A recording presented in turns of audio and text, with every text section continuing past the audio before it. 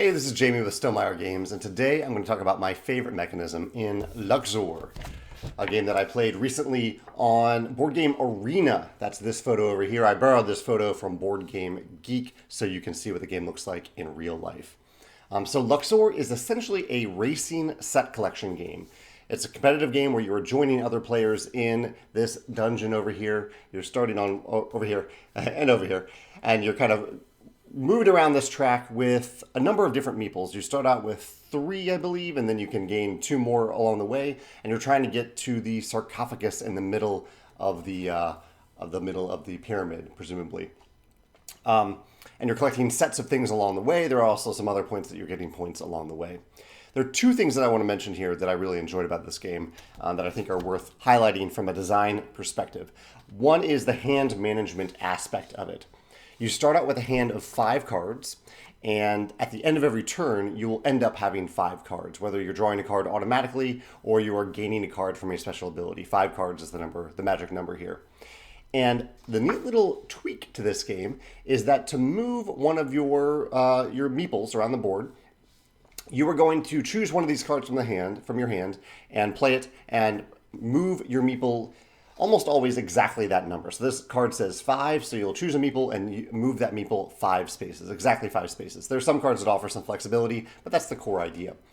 However, the catch here, or the little tweak here, is that you can only choose cards on the outside of your hand. So I could choose this card, or I could choose this card. I can't choose any of the cards in the middle of your hand.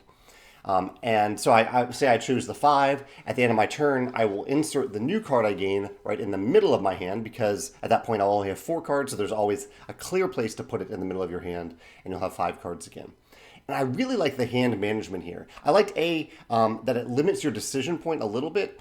Yeah, I guess you could have all 5 cards to choose from, but because you're not only choosing the card, but also the meeple that you're intending to move, I like that you only have 2 choices. And I also like how the cards flow out. So as you insert these cards in, you know that if you play this card, you're kind of pushing the card that you just gained over in this direction, so that you'll gain it on a future turn. So your hand of cards is kind of flowing outwards, constantly flowing outwards in the directions that you're choosing, and you can set up your next turn really well, or your next few turns, because you can say, I'm going to play the 5 because I want access to this card, or I'm going to play the 5 because I want access to this card, and then this card, and then this card. You can plan around that in a really nice way.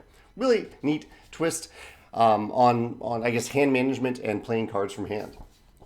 The other thing that I really like about this game, I mentioned earlier that you don't just have one meeple that you're moving around the board. One of my favorite games is Clank, and in Clank you have one meeple that you're moving around the board. I think that works really well in Clank, because you get to feel like you are that character moving around the board.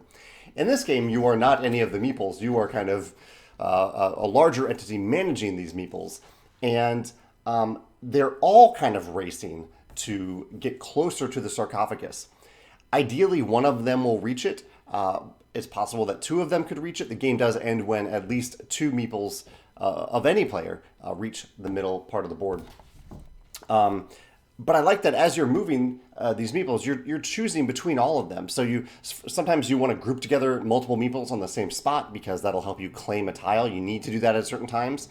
But also, in addition to just trying to get one meeple to the middle of the board, you are trying to advance all of your meeples to certain spots that are worth more points at the end of the game. Because at the end of the game, when the game stops, you'll look at the position of each of your meeples on the board, and that position of those meeples is worth varying amounts of points. Early on in the track, they're not worth very many points. I think there might be one space here that's worth like 5 or 3 or something like that.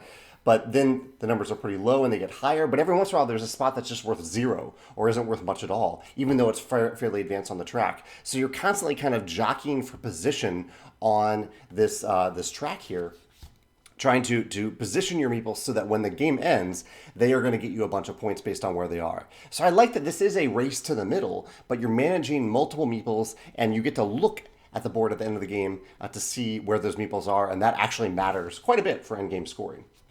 So those are my 2 favorite mechanisms in Luxor, the hand management and the racing with multiple meeples, multiple units, essentially. If you have a different favorite mechanism in Luxor, or you want to talk about something that I didn't mention here, I'd love to hear your thoughts. Or if this makes you think of another game with similar mechanisms, I'd love to hear your thoughts in the comments below as well. Thanks.